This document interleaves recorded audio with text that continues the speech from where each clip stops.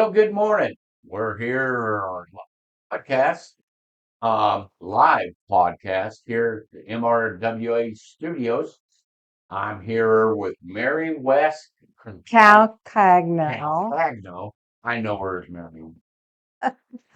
We've got a very, very important show for you today, a big show. Mhm. Um, very important to every water or wastewater system Every in wastewater the system. state of Missouri. Yes. Um, you got wastewater, you better listen up because this is going to affect you somehow, some way. Yeah. So, without any further ado, Mary West Calcagno, Mhm. tell us a little bit about Mary, and then we'll get into the show. Sure, Jim. So I've been with Rural Water now about 3.5, not quite 3.5 years. Um, Before that was a utility director, worked for another trade association for a while, worked for an engineering company, Yeah, been kind of around the table. Came up through operations. I'm actually a certified operator, yeah. used to be on both sides. So I've been down in the manholes and cleaning out the tanks and all that good stuff. So kind of learned how things work. And other things too. So the first thing they teach you when you start the wastewater plant is never do anything with your mouth open. So I learned that lesson well. So, that's kind of a little bit about my background. And I think it really helps me understand how the regulators and regulations are going to impact facilities and the operators. And then being a utility director, how do I make this work financially for my system? So that's really a challenge. Well, we're going to get into ammonia limits, Yes, yes. and like I said, it's going to affect everybody that has Mhm. wastewater system in the state. Yeah. If you got a question, just put it in the chat box. We'll Mhm. see it up here. We will answer it live to the best of our ability, Or we'll get back to you. or we'll get back to you one of the two. But Mhm. we will get an answer. Yeah. She's the guru. So, but anyway, let's get started. This is the new ammonia limits that EPA, the feds have come Mhm. up with. That's going to affect everybody. And Mary, take it away. Sure thing. So I think the guys will start the PowerPoint. Okay, Michael.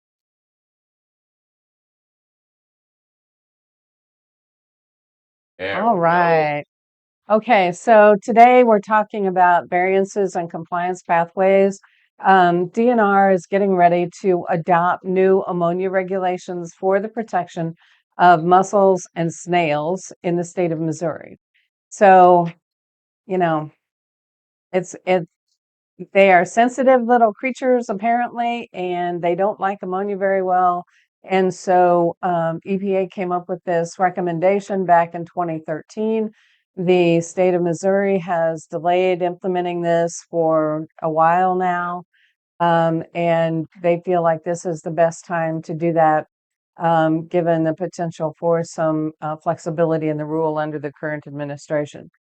So initially, what they know, based on the other states who have already implemented this, and just knowing how lagoons work, is that the folks who have a lagoon or maybe a recirculating sand filter are probably going to be impacted first. These facilities are not set up initially to remove a lot of ammonia. So this is just how many lagoon permits there are in the state. 300 have gone to no discharge, which is a good thing because this rule will not apply to them. So if you are irrigating, spray irrigation, or underground drip, those are not going to be impacted by this. For about another 50, ammonia is not a pollutant of concern. So for some facilities, if you have a lagoon and you discharge to a large river, chances are the mixing zone is going to allow you to not have to do these really strict low limits. So it's a blessing for those who are on one of the bigger rivers. This rule will not apply to those who discharge directly to the Mississippi or the Missouri River. Typically, those are the really large plants, and they're The big trying. cities. Yeah, and yes. Yeah, of course. So yeah. Yeah. So anyway, that will come later in the second phase, phase 2 of this rule that will be adopted probably in 2 or 3 years. We'll see how that all shakes out. But right now, the small systems are the ones that are going to be impacted the most. And the ones that can't afford it. Yeah. Well, this is going to be costly down the road. Well, Good. yes. And so as we're looking at this, it's not just the cost of the initial capital improvements, the concrete and the treatment train and all of that changes. This is about operation and maintenance cost on an annual basis. And so if you're looking at an upgrade, that's always the question to ask, because it's how much is this going to cost me to run once I put it in? Probably a higher licensed operator, more electricity. Are there chemicals involved? If there's just all kinds of things that go with this. Depends on what your system has to. Absolutely. Yeah. Absolutely. And just the higher level operator could be an issue for some people. It's an issue for lots of people because there aren't very many of us coming into the profession. So we were recently doing training down in Jeff City, and I asked the director down there, I said, what keeps you up at night? He said, staffing. It's staffing. And so, he said, even when we can find someone to promote, he said, a lot of times I'm stealing from another division. Yep.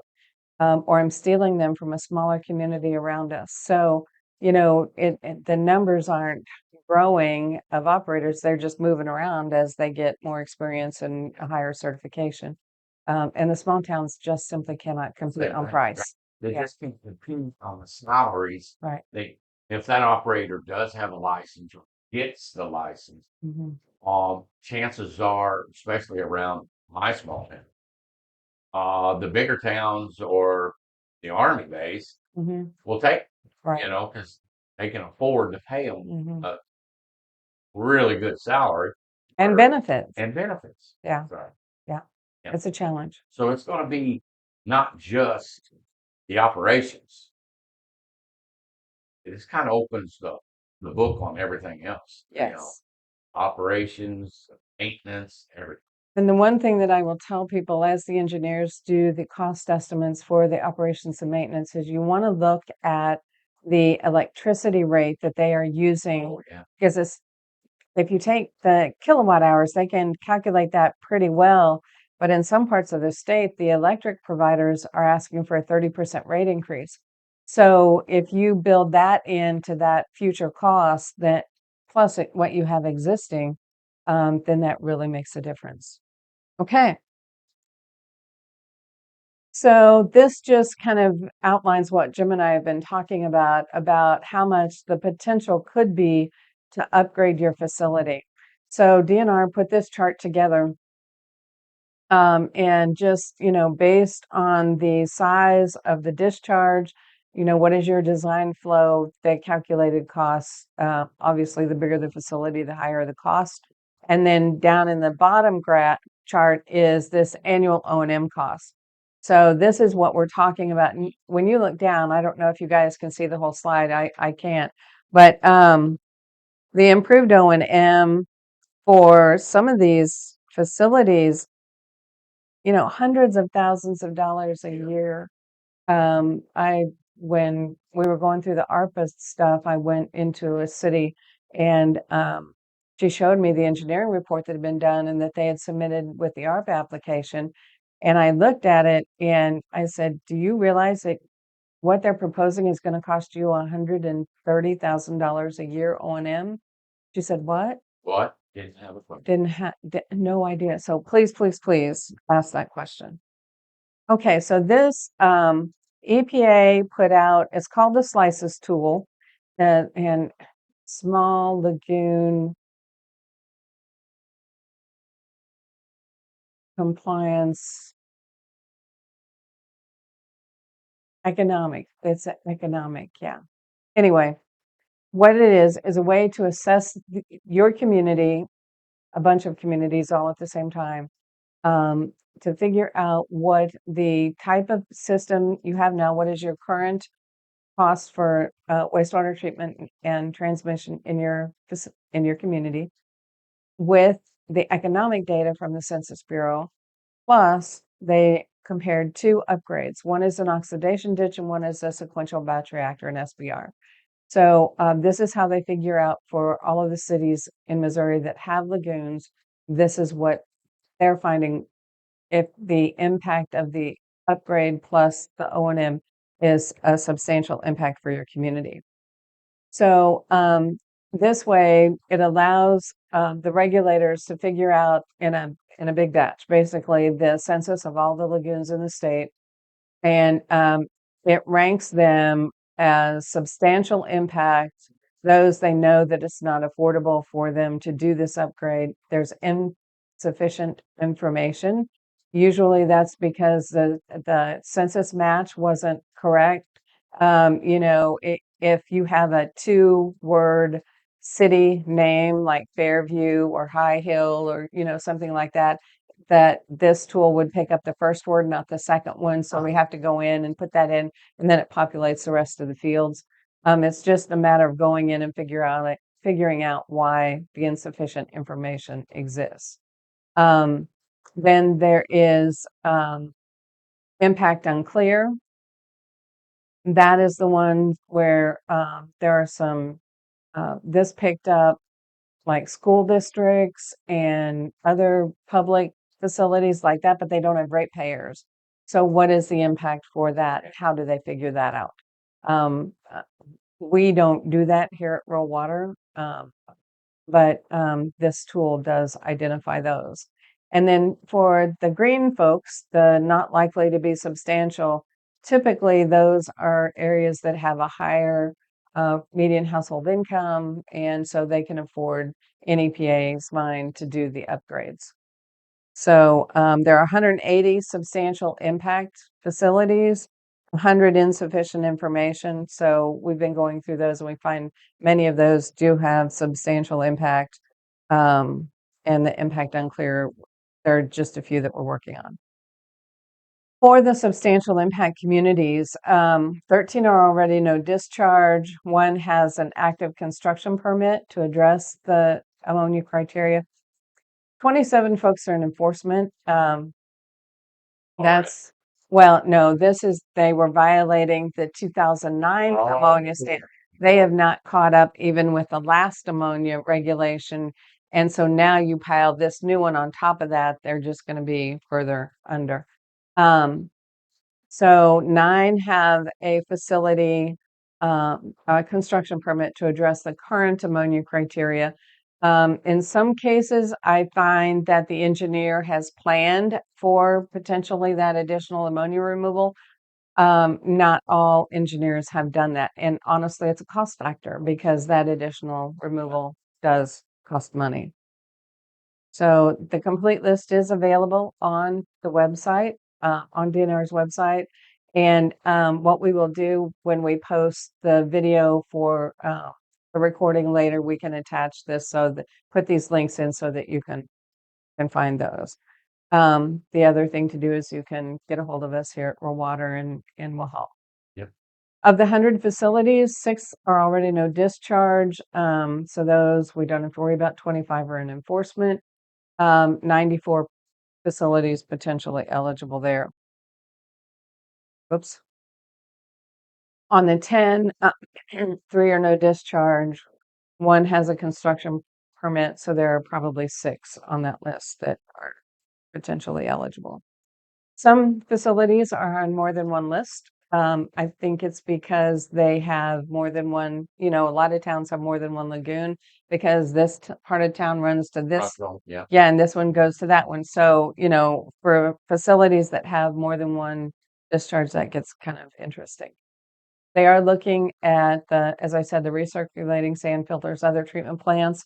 DNR did a stakeholder group the 21st of August, and at that meeting, they did say that you don't have to be a lagoon facility to apply for a variance. So if you're watching this and you have an oxidation ditch or some other facility, and you don't think that your current facility can meet the new limits, um, please get in touch with us and we'll walk through that. There are some additional financial um, questions, and they're going to want to know how you maintained your plant, things like that. But I think it is possible to get an ammonia variance for even a mechanical plant. They we have been asking that question for some time here at Wastewater, and at the last meeting they did say yes. Cool. So we're going to get into the variance form, just so you kind of know what the process is.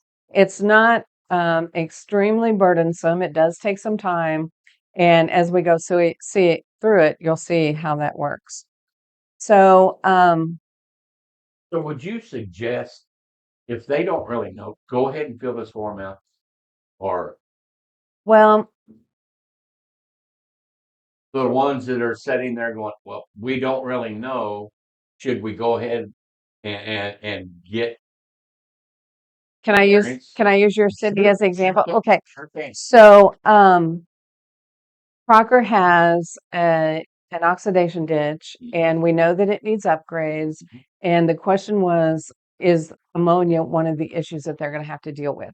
So that's what we did. Is we can look at the EDMR data online for the last 5 years and figure out. I cut and paste the section on the ammonia is nitrogen, or nitrogen is ammonia out, put it on a separate sheet, and then I put in the new limits, or what DNR, the potential limits. And then I say, okay, that one would be out, this one would be out, this one. So if I see a whole lot of yellow in that column about you would be violating the limits, then I would definitely go through this process and ask DNR to move that forward. So it just depends on how your facility works, and are you going to be in violation when this rule passes. We're trying to keep folks out of automatic violations and potential enforcement, and give them a pathway to make incremental changes to improve your effluent over time as the facility can afford to do so. So we want to make sure that you're improving. And I've been saying this for a long time. No city will ever get to the bottom of the list of their things to do. There is never enough money. So we want to make sure that we're addressing the most important things first. Yeah. And that way, you're getting the most bang for your buck. You're spending the money where it should be spent, and hopefully in a way that'll make a difference in the receiving stream. So DNR, I think, is going to be sending letters out to the substantial impact communities. So watch your mailbox for those. And this will include what your facility's potential highest attainable concentration will be. So that we'll talk about here in a little bit. You'll see where it goes on the form. Okay, so first of all, they want to know what your facility's name is. This is not City of Crocker. It would be Crocker Wastewater, WWTF, or Wastewater Treatment Facility. So that's a little bit different. It will be on the front page of your NPDES permit. Just make sure you copy and put it down from that exactly. Permit number goes on this section as well, MO-whatever. Facility contact email address. I would caution folks, some folks list their operator. I would send it to City Hall, especially if you have a contract operator. This is one of those things that you need to monitor and make sure is being done and done right. So make sure. Get you in trouble real quick. Yeah. And you don't want to miss this opportunity, because if you miss this first go round, it could be 2 or 3 years before you can get the next cycle. So the owner would be City of Crocker. So cities don't have Secretary of State charter numbers. Ignore that. Just put in your address and all the other information. Continuing authority. Most of the time, that is your city. It's whoever the permit is issued in, the owner. So if there's a different owner, typically this is homeowner association, Right. those kind of things. But for us, for municipalities, you just write same and skip the rest of it. Okay, this is where they start asking for information about your particular facility. So on the front page of your permit, maybe the top of the second page, it will have your permitted design flow. You want to put this in. I use 1 million gallons per day. That's what all the other stuff in your on your EDMRs and everything should be. So if you're 60,000 gallon a day design flow, will be 0.060 MGD. Number of lagoon cells, make sure you put that on there. Right now, this form is not set up for a mechanical plant. Right. That's what I was going to say. Yeah. And so these little boxes look tiny until you start typing in them. And when you type in them, they get Sure. bigger. So I would put down oxidation ditch or, whatever you have. They want to know if you're currently under enforcement with the Water Protection Program or US EPA. This could be about E. coli, it could be about ammonia, it could be about percent removal, whatever is going on. That would be a yes or no. Existing highest attainable concentration and the summer and winter. So this is what we were talking about how to set.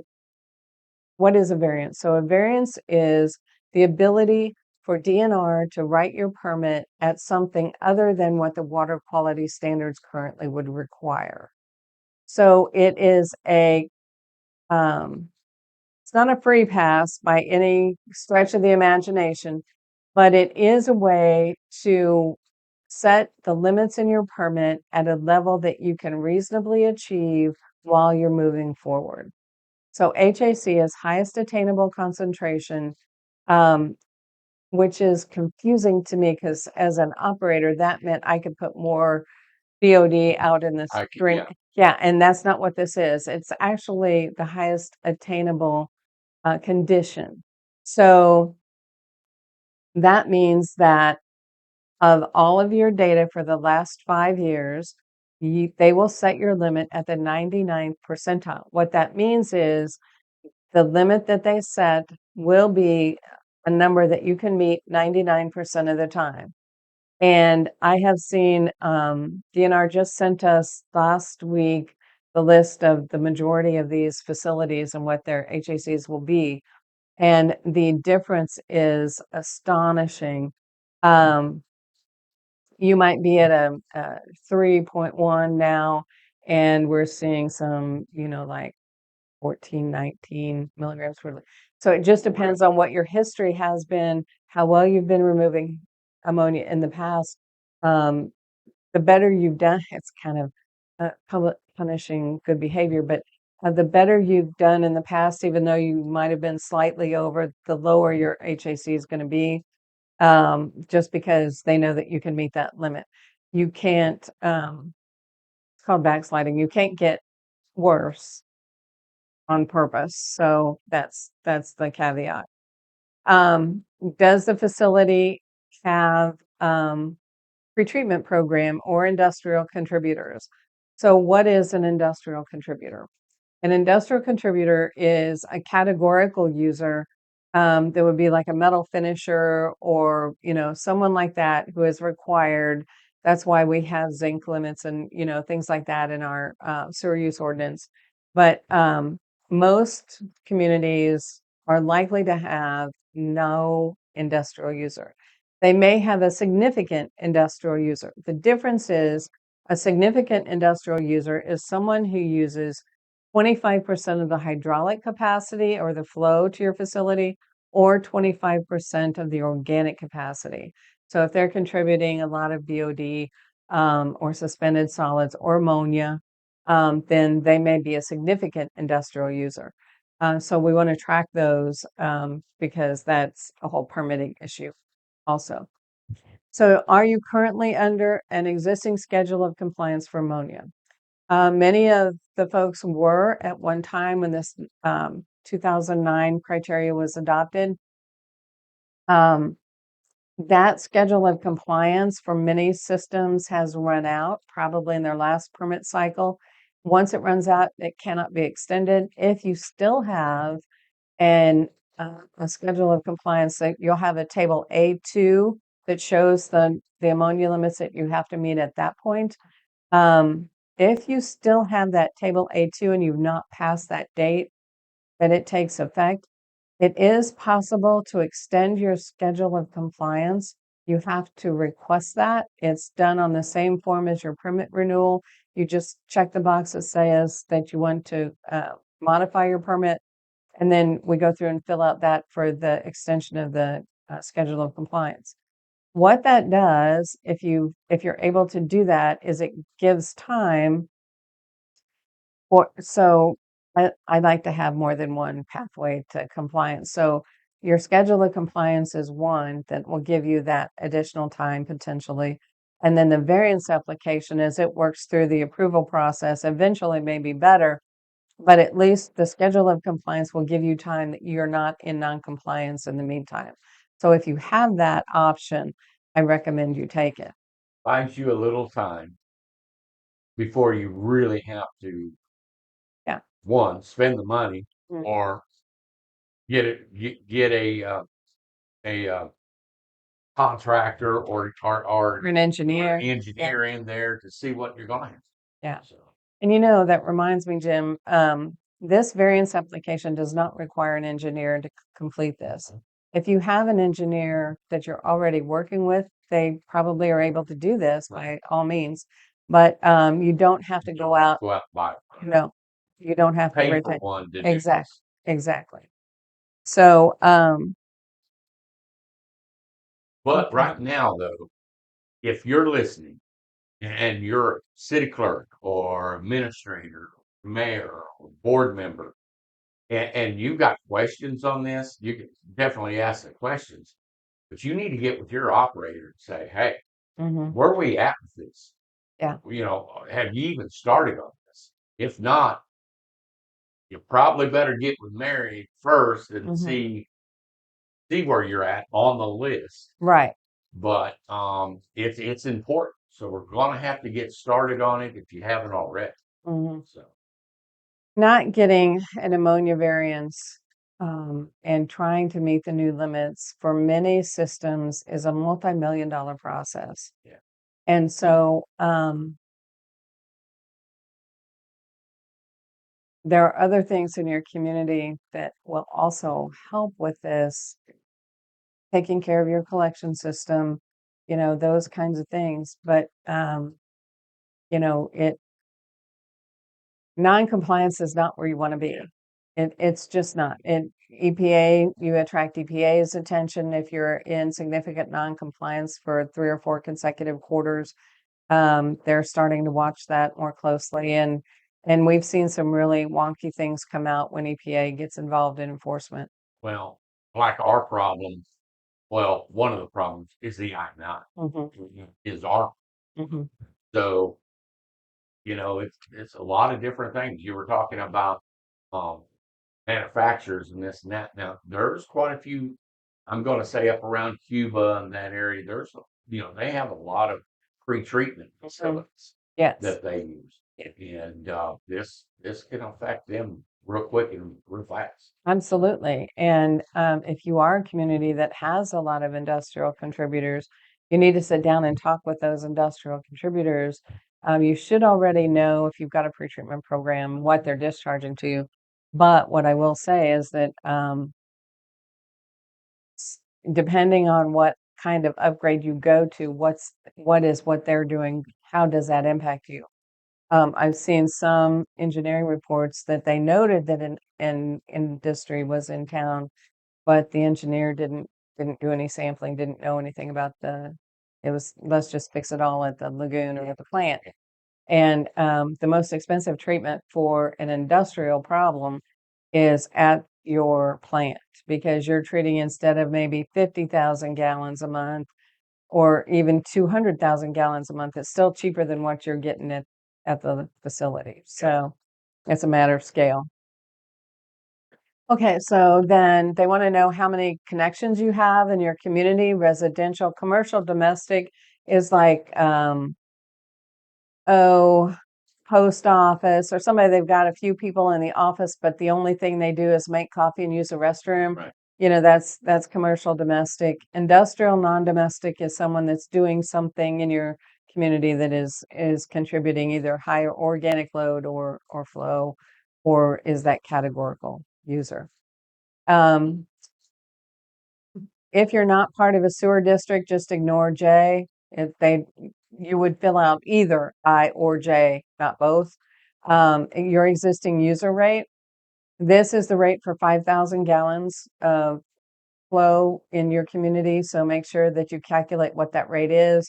The basis for the rate, that's where you put in 5,000 Yeah, gallons. 5,000. 5,000. Most everybody does 1,000 gallons. Mm-mm. This is 5,000. Yeah. So you So want to do remember, the math to make sure it's the right volume for that user.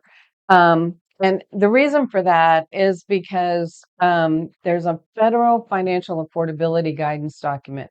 And just to make these comparisons the same across the United States, for EPA to figure out what's affordable when you get into that unaffordable range for regulatory issues, they just use 5,000 gallons. What I have seen in Missouri, going around doing rate studies and talking with different folks, the higher your rates get, the lower your usage gets. It's just all of us conserve when it costs more. yeah, So most of the time, an average customer in the communities I work with is right around 3,000 yeah, gallons, 3,300. But we still use this 5,000 gallon rate for affordability purposes. So M and N are the highest attainable condition or highest attainable concentration for summer and winter at the end of the first term of the variance. So there's a couple things I want to note here. One is at the last meeting on the 21st, DNR said that they are looking at 10 to 15-year terms for these variances. So it may not expire with your current uh, with your 5-year NPDES permit. It may extend beyond your permit. That's good news yeah. because it makes it easier to plan and you don't have to worry about politics or regulation changes in between. So this number, the goal for at the end of the first variance term is to be at the 90th percentile. So that would be the number that you would meet 90% of the time.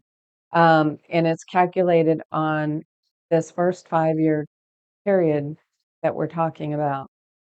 So DNR has calculated what they anticipate those numbers to be for most of the significant impact and the impact on clear facilities. So we got that last week.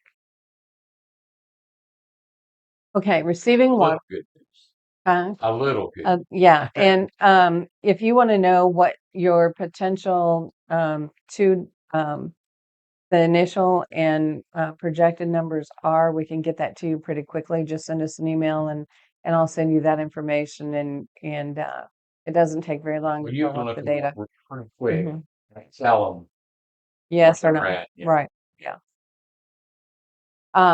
The receiving water body information is listed on your wastewater permit. So it'll be on that first or second page.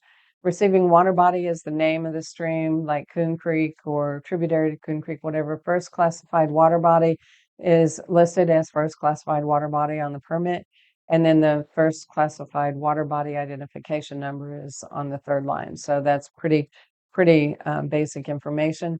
The reason that they need to know that is because the limits change based on the category of the stream that you discharge into.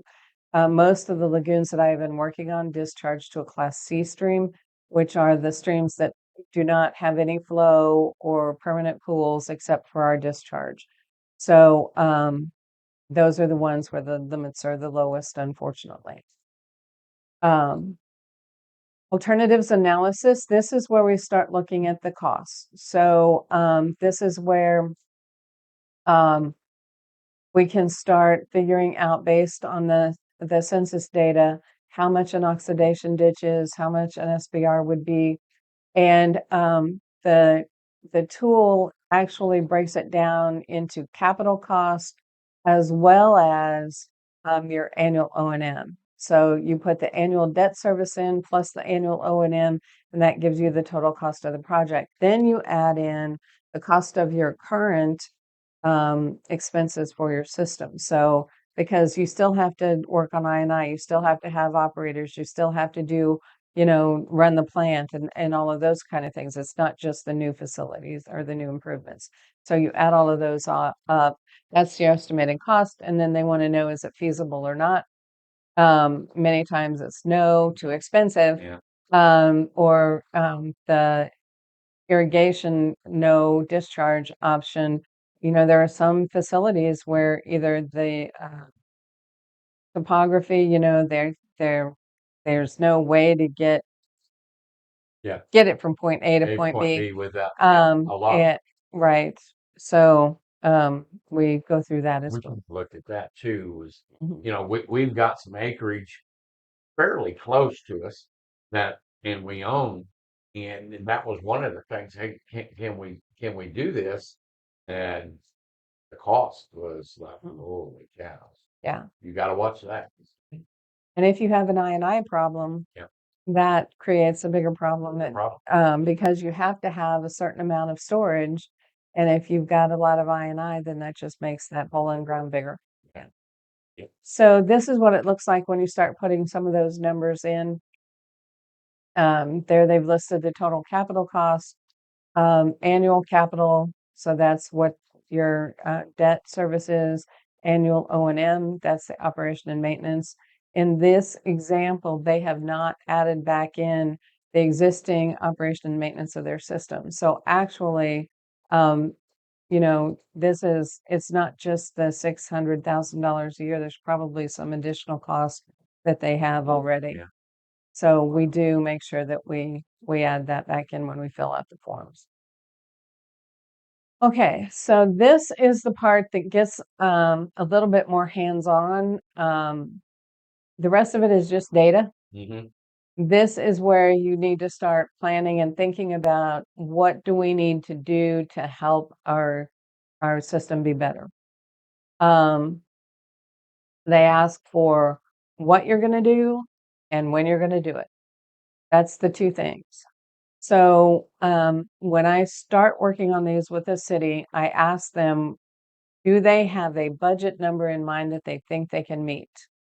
Because if it's like, I asked one mayor this question, she told me, she said, I know I can do $30,000 a year because right now we're transferring that money into this account. She said, I know we can use that money for this. I said, perfect.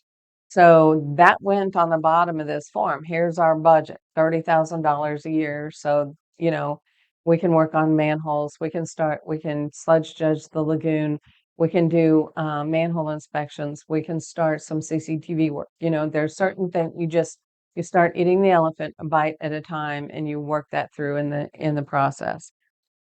So this is what an example would be. So prepare the discharge. DSV is discharger specific variance for the Clean Water Commission. There is a hard deadline for getting your application in this rulemaking, and it is January 30, 2026. So Coming up pretty quick. not a lot of time. So one thing that I will tell people, and I'll say this probably a couple more times, is that if you think that a variance is right for you and your system, DNR is going to be at our fall conference in St. Charles, and they're going to have a table there and Yep. staff there. We will be there to help you work get your application going, You can and do it right. you can do it right there. It does require a resolution because a mayor has to be authorized to sign the application. It also will require spending by the city to do these things in Section 7. So my recommendation is that your council reviews those so that everybody on the board knows this is what we're committing to. Sometimes that doesn't happen. Right. Every board member needs to be responsible for Yes. everyone. Yes. They need to know. Mhm. It's been other board members have not known what a mayor has done, Mhm. and they just get you in trouble. It So does. you've got to know what's going on. And it's really hard for new members on the board who may not know that this happened way back when, and if I recommend that you don't. I love city clerks to death, but the mayor needs to sign this. It needs to be done by resolution that he has authorized, and there needs to be a resolution adopted that, and with this variance application attached with the signature that says this is what we're submitting and this is approved. So that way, every year in the budget, you can say ammonia variance cost or whatever you want to call it, Yeah. so everybody knows. And that way, and really, you can do an annual report and put it in the paper or Facebook or whatever and say, this is what we accomplished this year, Mhm. and this is why we're doing it. So you prepare that application for the Clean Water Commission. The commission hopefully approves all of those at their meeting in March. Um, then you bid equipment necessary, and I actually list sludge judge will be done this time, and Mhm. those kinds of things. You start doing some flow monitoring in your collection system, maybe figure out where some of the bad areas are, smoke testing. There's some really manhole inspections. If you've got staff that are able to do that, make sure you do your safety training first because we don't want to lose anybody. Yep. So, and just start tracking those things. Make sure that you have a way to collect and store the data. Diamond Maps is a great tool for Yep. this. And that way, when DNR comes in and says, what have you done? You can pull up the report and here it is. Yeah. So, and you will have to submit, I'm sure, an annual progress report on these.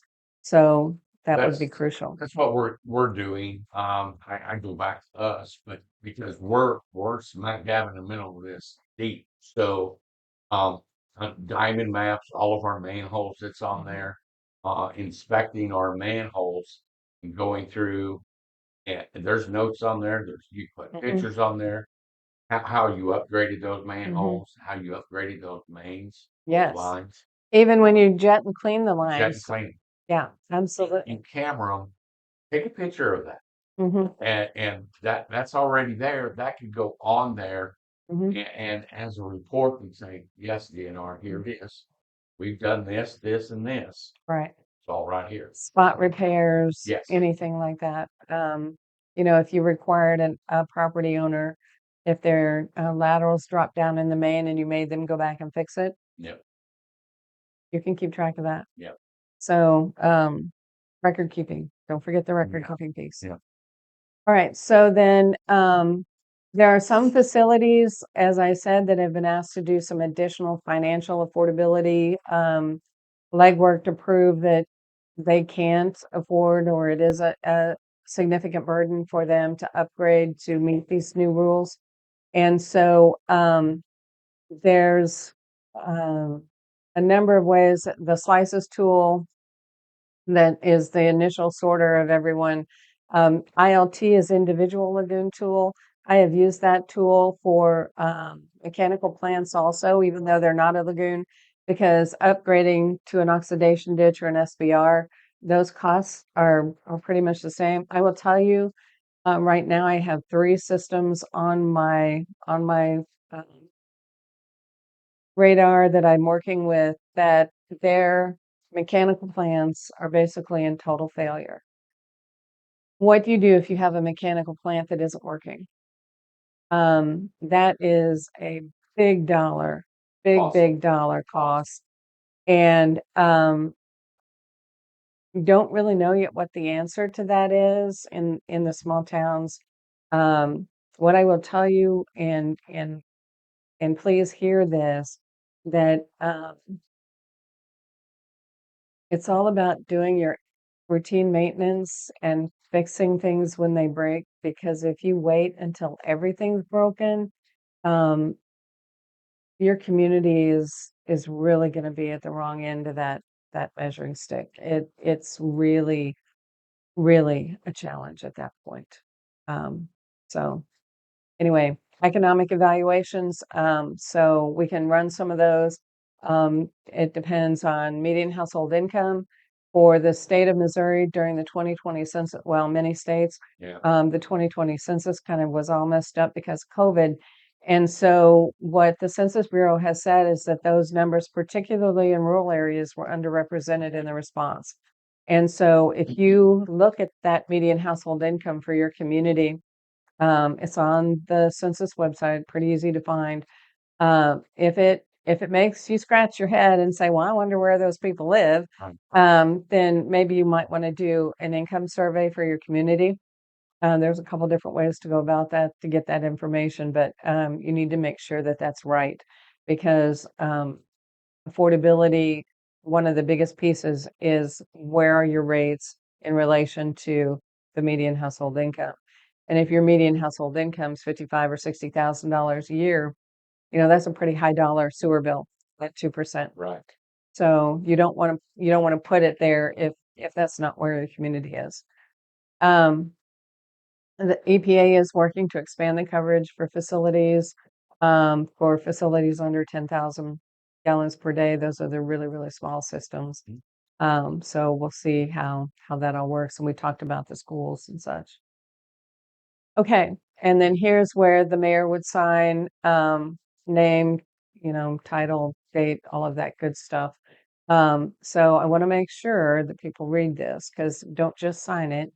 It says, I certify under penalty of law that this document and all attachments were prepared under my direction or supervision in accordance with a system designated, there's a typo in there, designated to assure that qualified personnel properly gather and evaluate the information submitted based on my inquiry of the person or persons who manage the system or those persons directly responsible for gathering the information submitted is, to the best of my knowledge and belief, true, accurate, and complete.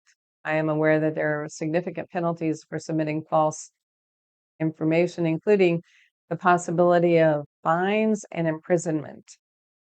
So So it's that last piece that you really want to avoid. this is from a mayor to mayors and board presidents. Know what you're signing. Absolutely. If you don't know, ask the questions. Mhm. Ask your operator. Ask Mary. Ask and know what you're signing. Yeah. Wastewater stuff is one of the most beneficial, but most liable thing you will do for your citizens. So Absolutely, absolutely. You need everything from how the operator is doing his job, where he's collecting the samples from, the lab that you're sending it Yeah. to. We have found in recently that some of the labs are having some serious glitches, and we call them and say, "Hey, what's up with this?" And one lab told one of our circuit riders, "Well, things happen." things That happen. is not That's that not is the answer. not the answer. That's not. Oh my gosh. That's And, like your doctor and saying, "Oh, things happen." yeah, You don't want to hear that. they change hands. Hmm. They change people in there. Some a lab may be sold or this or that. People leave. You got to know where you're sending your stuff and how your data is being entered. Yeah. And if you don't know, your operator should know. Hmm. And if he doesn't know, you better find out pretty quick Absolutely. because And so uh, I was a lab tech at the wastewater plant for a while, and we did. I was the industrial pretreatment person. I went out, sampled the industries in our town, and it was a fairly large town, 40,000 people, but um, we had a chain of custody for our sampling. So I was the one that went out and set the sampler date and time. I was the one that went back and checked it, date and time. I was the one that picked it up, date and time. When my boss took over and digested samples for metals, she signed that she got the sample. I mean, you have to have that chain of custody, and it should be attached to your lab results when it comes back. The lab should keep a copy of that because if something happens and your operator has those records at his house, which I do not ever want to hear, but these things happen. How do you go about getting that information from the lab? You can request the data. They might have the report, But I found one lab does not keep the chain of custody records. They send those back with the operator. So you have no way of knowing when the operator sampled it, what time he sampled it, where he sampled it from, and there's no record tracking how that is. And so um, you don't want to ever be brought up in front of the regulatory agency and they're asking you for this data and you have to sit there and say, I don't know. Yeah. So make sure that and if you don't understand all of that, let us know. Yeah. Gary and I have talked about doing a proper procedures lab kind of training at some of our annual conferences or whatever. Good. Yeah. Yeah. I think it would Well, help. Gary, your mayors, your board members, your council members, a lot of them, they don't know this side of the Mm-mm. house. They don't know the questions, and I fit right in there because I'm talking from the heart here. You you if you don't know, you need to ask, Mm-hmm. and now you need to ask that operator: are you doing your MDNRs? EDMRs. EDMRs? Are you doing them? Mm-hmm. Are you sending them in? Do we got copies of them? Have you got copies from the last 5 years? Do you have that? And I know there's some right now going, what is that? What is that? So an EDMR is electronic discharge monitoring report. Used to, you filled out the paper and mailed it to the local regional office, and they check the box that yes, you sent it in, and put it in a file. Now it's all electronic. It's interfaced directly with EPA's database, and so if something is not correct on your DMR, nobody knows. And Yep. we can go in. We have found in some instances where the EDMRs have not been submitted, it will say on the record that we can pull on the DNR website, discharge monitoring report not submitted. So I will tell you that DNR has cautioned applying for a variance if you have outstanding DMRs that have not been submitted, because they want to know that you're going to do what you say you're going to do. But if you haven't been doing what you're required to do, how likely is it that you're going to be successful at this? Well, that's what I'm saying.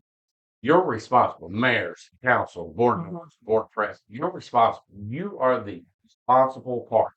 Mhm. And if you don't know this is not happening, or if it is happening, you need to find out because they don't submit those. You might have a contract operator, or you might have an operator that just not submitting them for some reason. Thinking, oh, my numbers are too high, I'm gonna get in trouble, so I just won't submit it. You're gonna get in trouble anyway. I was in one plant and the new chief operator told me that during DNR inspection, the former chief operator told DNR, I don't have time to do your stupid paperwork. I've got better things to do. And he would not fill out. I mean, they had DMRs that had been done for a year or better. And so, helped him work through that. And we found some lab reports and, um, got him caught up. So if you're in that situation, contact us and we'll help you through that. But the the clerk should be signed on to the MoGym website as a viewer so that she can go in and make sure that that's happening. It's not just the operator that has access to the data. Right. Somebody else has got to oversee it. Yes. And it could be the clerk, could be an Mhm. administrator, or even could be the mayor or Yes. board A member, board member. whatever. Hmm. But somebody's got to know that it's being done Right. because, like I said, your name's on it, and you're the responsible party, and not just the mayor, the council, the board members, or whatever. Yeah. It's going to fall back on you. So make sure it's being done. If you don't know where to start, like here's where you're going to start. So, That's what we're just here saying. for. That's what we're here for. Okay. So there is a website. DNR is going to have all of this information on. One of those is going to be able to calculate the removal cost for sludge based on cubic yards, including mobilization costs, because that's one of the things that we never really know. And depending on how it's bid, if it's bid by gallons or dry, Try yeah, to yeah. So the numbers can vary pretty widely. So there is a tool out there that they're developing for that. The schedule of compliance we talked about. So it relies on an agreed upon date of construction project completion. Um, Again, 5 to 10 years. This is for the rule that will be enacted probably in March that is part of all of this. So there will be, they are doing a phased implementation. Small systems get the longest time to comply. There will be another schedule of compliance in your next permit. So make sure you pay attention to that. And they will give kind of a timeline, a milestone graph that most cities for the last ammonia rule ignored until it hit their permit and it says, okay, you're now in violation of your ammonia. So I think we were on schedules of compliance. We were talking about what this new rule will have built into it as far as a schedule of compliance. It'll be very similar to the one passed in, I think it was 2013 for the ammonia rules that everybody's trying to get caught up with now. So you'll have probably between 5 and 10 years. You do have to do those status reports every year. You know, as we talked about on the form, if you say you're going to do something, or if DNR allows you time to do something, you have to let them know that you're actually doing it. Because if it's not in writing, it didn't happen. So you want to make sure that you are making those reports on time. It's pretty simple to keep track of. Just make sure that you get that done. That is something you can delegate to your operator as long as you get a copy of it when it gets sent in so that you can verify that it's being done. They can do it. The operator can do it. Mm-hmm. You need to make sure it's done. Yes. Yes, absolutely. And make sure you understand it. You understand it. That's the big part right there. Mm-hmm. And like I said, I fit right in here. When your operator does that EDMRs, know what they're doing.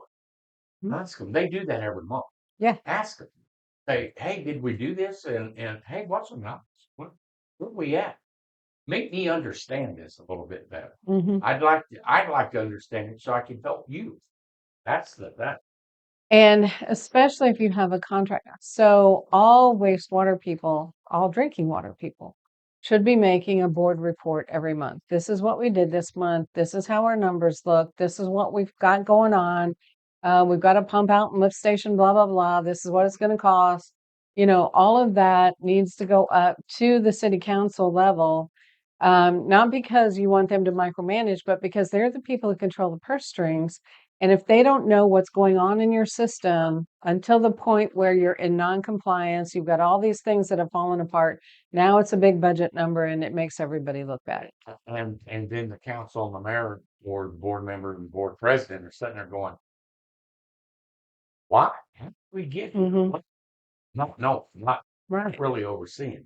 You're right. Every council gets a board report from PD, from administration, from the water, from the sewer, from the streets. Look at that. And if you see something on there, did monthly reports. That's a lot of them did monthly reports. What are the monthly reports? Yeah. What did you do? Right. How many gallons of water did you pump from your drinking water system? How many gallons did you bill for? What's your water loss? How many gallons of sewer did you bill for? Exactly. How many gallons of sewage did you treat? And I tell you, there's a whole big difference there. Yes. I never could figure out how to bill God for rainfall. It just doesn't work. Yeah. So, you know, that I&I number gets built into your sewer rate. You need to know what that is. Yeah. And if, you know, I've seen some communities actually have I&I reduction as a line item on their water and sewer bill, because that way the folks in town know this is what that money's going for. So there's all kinds of ways to structure these things, but it all starts with the operator being able to communicate with the board what's going on. Exactly. And that's just, they need to know your numbers. They need to know, how many sewers got jetted, how many manholes were inspected, all of that kind of stuff, just to make sure Well, that they understand. as a mayor, as board president, or I mean, especially a mayor, people complain about potholes. Okay, Hmm. yes, I'm going to get in there and fix it, but you need to know what's going on in the other areas. Hmm. And if you don't know that, you need to ask. Hmm. You need to find out, because this will get you in the potholes will get you in trouble from residents. This other will get you in trouble from EPA, feds quicker than anything else. Hmm. So And imagine a pothole, but it's 12 feet deep. yeah, Because that's really what happens when your sewers start to fail. That void develops, and you don't want to lose a car or a school bus driving down the road because you've yeah, had a water main that failed because the sewer dropped out, and now you've got a really big problem. yeah, So yeah. yeah, And it happens. It hmm, does happen. it does So, happen. It really does. So steps for compliance beyond operational steps. Um, Missouri Rural Water has worked on a list of actions, and there's DNR is working on one also, of potential things that you can do to improve your lagoon performance. It won't decrease your permit limits, but it will increase the performance of the lagoon. Um, it could be a pretreatment program. It could be public education about fog as fats, oils, and grease. An yeah, education program about not flushing the wipes, even if they say disposable, flushable. yeah, Yeah, yeah. Those just make really, really good pump blocking clogs in your system. bar screen. Oh, yeah. And you put a little bit of grease in it and the wipes, and it's just like concrete. Yeah. Um, Installation and primary treatment, screening. Like I said, there's just a lot of things that come down the pipe that you don't want in your lagoon, that you don't want in your mechanical plant. The best way to handle that is by having good screening at the head of the plant. Yeah. Baffles in your lagoon. Make sure that you're getting the most detention time possible Yep. so that the lagoon is able to treat that wastewater to the best level possible. Sludge removal is a big thing. The more sludge you have in the bottom of your lagoon, the less actual space there is for the lagoon to treat the. Well, sludge judging, Hmm. Gary And or Barry. Barry Hmm. can both come out Hmm. and do this in your lagoons. They done it. Gary did it in our basin. Hmm. So he just schedule a time with them two, come out and do some sludge judging. Um, them numbers go a long way. Hmm. Absolutely. Where you have to clean out your lagoon, dredge it, whatever. Um, goes a long ways, and that costs. That's a big cost. And it can tell you what the sludge is made of. What it is. So, as they're doing the sludge judging, they take a little portion of each sample and composite it together, start up real good, and send it off to the lab. You want to know how much of that sludge is volatile. That means organic. How much of it's involatile? How much of it's mud and sand? Yep.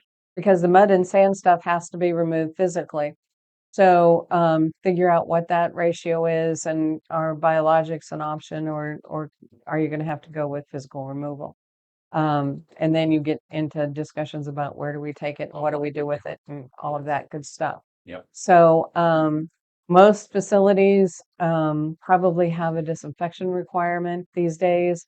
Are you meeting that? What kind of disinfection are you looking at? What's that cost going to be? Do you want to add an additional treatment cell? It depends on your lagoon configuration, how much property you have, and whether or not that's going to work. Um, you can relocate transfer pipes. If you have more than one lagoon in your community, I've seen um, they pump to another lagoon for the discharge. Where is that coming into your lagoon? Is that the best place? Is that not the best place? You know, figure that out. You can add covers that helps with algae and duckweed, so that can kind of help reduce. One thing I will caution about the um, disinfection units, the UV disinfection units, if your water is not clear leaving your treatment facility, those little lights will not penetrate far enough to deactivate the bacteria and viruses. So you do have to have pretty clean water to add that UV disinfection. Um, so surface aerators or partial mix equipment depends on what kind of aerators you're putting in and where you're putting them in. If you put aerators in your final cell before it goes out the pipe, um, you will probably have to have a higher level operator. You do have to have a construction permit to add surface aerators, so make sure you go through that step. You can't just throw them in there. There are some different discharge. You can do a batch discharge, you can do a controlled discharge. Um, so if you're able to hold flow during recreation season and discharge during non-recreation season, some facilities have been able to do that to not have to disinfect during recreation season. So there's all kinds of things to look at depending on the flow and your design capacity. Unfortunately, for a lot of communities in the state of Missouri and outside of the urban areas, we're seeing population decline, which is one reason we really want to pay attention to the affordability of these improvements. You don't want to get in debt based on a certain number of households in your community, and you lose Yeah. a substantial portion of those before the term of the loan is over. So that just raises the cost on everyone else. So there's just a lot of things that go into figuring out how to comply. Um, One thing I will tell you is if you're looking at upgrading your facility and retaining an engineer, make sure you go through qualification-based selection. If you need help with that, let us know. The other thing is if you're if you have an engineer that has done an engineering report for you, that engineer should come in, they should make a presentation to the council about what their recommendations are. Yeah. And you need to ask him questions about everything you don't understand. Ask him how did you select this alternative? What is it going to cost to run it? What kind of operator am I going to need? What kind of sludge is it going to produce? You know, all of those other things that you need to know as the owner of that system. But it's his job to explain it to you. And um, keep them there Yeah. until you understand, because Well, they that's what work you're for paying you. for. That's exactly You true. hired them. They work for you. Yeah, You yeah. don't know. You don't understand. That's Because that engineering report, especially if you get the engineering report grant, that engineering report goes to the Department of Natural true. Resources. Though. So they understand that engineering report and what that recommended alternative is. You need to too. Right. Okay. So just again, make sure those DMR, those electronic Mhm. discharge monitoring reports are going in and Yeah. they're going in on time. Yep. They are due the 28th of the month after the end of the reporting period. If you are quarterly reporting, then they're due the 28th of the month after the end of the quarter. If you're monthly reporting, then it's due the 28th of the following month. So make sure those are getting done on time. They're electronic. I would say.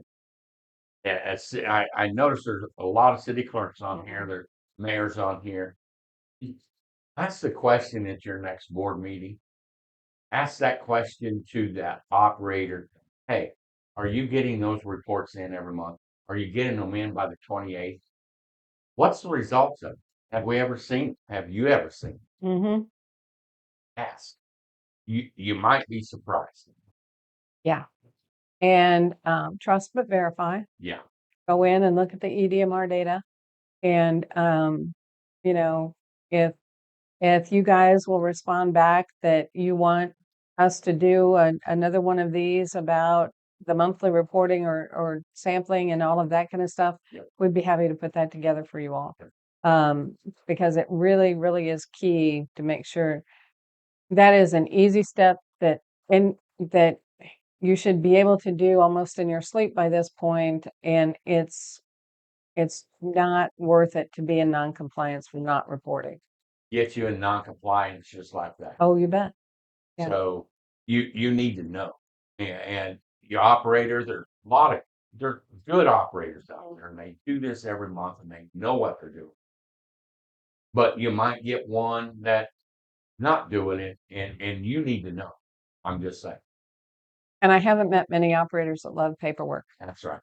So, they've got other things to do and other pressing concerns, and so nobody likes the paperwork, but it's key. Well, in a lot of small towns, that operator does everything. Hmm. And to take time, and they have to take time out of their busy schedule Hmm. to do this report. And it's not just 5-minute job. Mm-mm. No. Um, it takes a while to do this, and just make sure it's being done. That's Yeah. all I'll say. Yeah. Continue good operations and maintenance. Like I said, the best time to fix something is yesterday. The next best time is today. Right. The longer you wait, the more expensive it gets. Especially right now, I know that costs have just gone through the roof for labor, for equipment. Lead time when you order something is, months and months, 6 months sometimes, before you can get parts for things.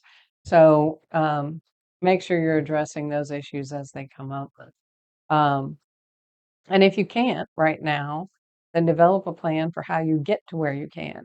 That means potentially a rate increase or whatever. Nobody likes to do Nobody that, likes that. but that's a fact of life right now. We had to go through that too. Hmm. Our rates went up quite a bit. We got a plant that we got to redo, and you as uh, board members, council members, the president of the board, you hear them, but you need to answer their questions when the residents say, "Why is this doing this? This is why." This could be a rate increase on some of this that's coming Yes. too. You need to know why. Hmm. Uh, why is my plant failing? Why is my lagoons need to have upgrade? Ask that question. And that's why this is where that monthly report comes in. In the last year, we've had 8 pumps fail in our system. Or, we've got a grinder pump system and we've lost, $100,000 in pumps in the last 2 years. Whatever it is, make sure you're doing those monthly reports. And then the board members can answer the Yeah, questions as the citizens ask them. So, and they will. They'll oh, come yeah. in and say, "Why is my rate?" You're talking about Mhm. rate increase. Why? Yeah. You can answer that Yeah. and be upfront with them. That's the best thing to be upfront with them. And when they understand, you understand, they understand, Mhm. and it goes a lot better. Yep. And it helps answer that question about why are they just riding around in the Yeah, truck? yeah, Yeah. yeah. Okay, so there are some EPA resources. Um, there is an EPA guide. It's the Financial Capability Assessment Guidance. I actually went through the worksheet process for one of the communities that has pretty much total failure of the wastewater plant, just to demonstrate that significant impact for them. Um, there's no question that the community can't afford it. We just can't figure out how to get them back to where they need to be Yeah. because the work still needs to be done. So that's what we're working on. Technology assistance, optimizing performance. EPA has been putting on a number of webinars and things like that that you can go to and watch. There's a part 1 and part 2 for lagoon systems, just simple things. And like I say, Rural Water has put together a tool also that we'll post when we post this presentation to YouTube. So, and then you have staff here at Missouri Rural Water. We're here to help you. Again, DNR will be at the fall conference, at the wastewater workshop pre-conference. So bring your information, bring your files, and They're going to have a separate booth mhm, just for this. Mary, I'm sure you'll be in mhm, there too, helping out. Others will yeah, too. But when you come, you got questions on this. This is where you need to start. mhm, You probably ought to start already. yeah, Andy, if you would put Mary's email address, Gary's, and Barry's on there on the website, that would be great. That way they got several people to contact. but that needs to be on there. And Any questions at all? mine is here. Yeah. So if you've got questions, email me, text me. This is my mobile number. Call me. I'll answer if I can. If not, I'll get back to you. But we are working through these and doing these documentations and all of that. So there is a learning curve in this process. Um, so be kind to the folks at DNR and others at the conference when they come. There may be some questions. But we've really, I think, built into this rule some some flexibility that maybe we haven't had in the past. It's good to know that EPA is looking at the affordability in a serious way and that DNR has decided to take advantage of that. So I really commend them. It's taken a lot of effort on their part.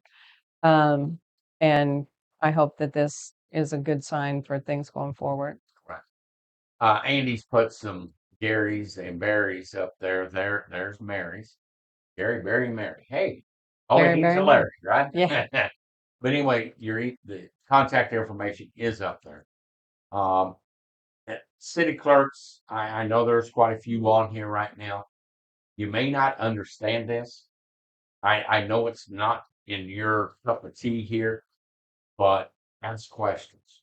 You've got questions, contact her. They'll help you through this, but it's something it's has to be done. There's going to be new limits are there. hmm We're going to have to meet those new limits. Everyone that has the wastewater system going to have to meet them some way or yeah, somehow. yeah, yeah.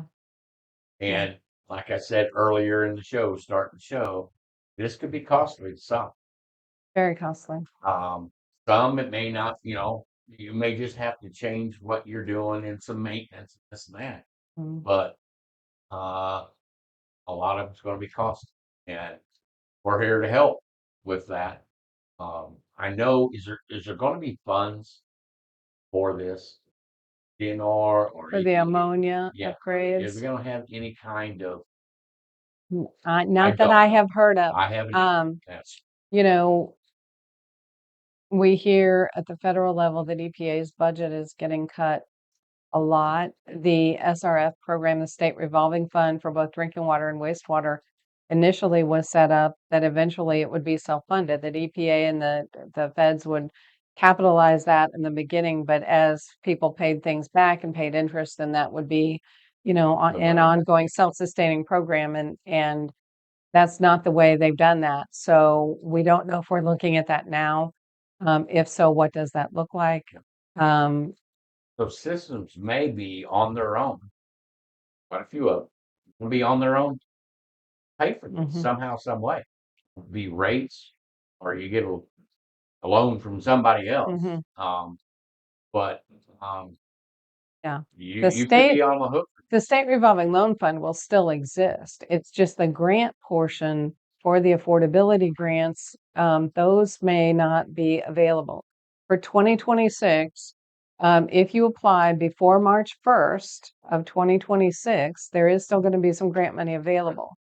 But it depends, you have to have a facility plan done, you have to have a debt authorization in place, which means your bond issue passed. You can be given a little bit of leeway on that if you have your election scheduled for April. But if you are serious about needing upgrades and think you can afford it, we need to talk about getting that application in February. Um, but this is the way that, and some facilities, and DNR has acknowledged this, and so has EPA. Some facilities, because of their economic situation in their community, may never get all the way to compliance with the new rule. Mm. What they're trying to guarantee is that you're doing the best job that you can with the funds that you have. I know there's several questions out there. I know there is. But later on, you can call one of these, hmm Mary, Gary, Barry, Matt, anybody. You can call them, ask them that questions. You don't want to put the questions on there right now. We're kind of winding down here, but I hope this has been helpful. Like I said, I know there's questions, and if you got questions, and if you would like one of our staff come to a board meeting Hmm. to come and sit and talk with you all, uh, we can do that. Not a problem. So all you gotta do is just let us know. So Mary, what Thanks for else? having me. I think that's it.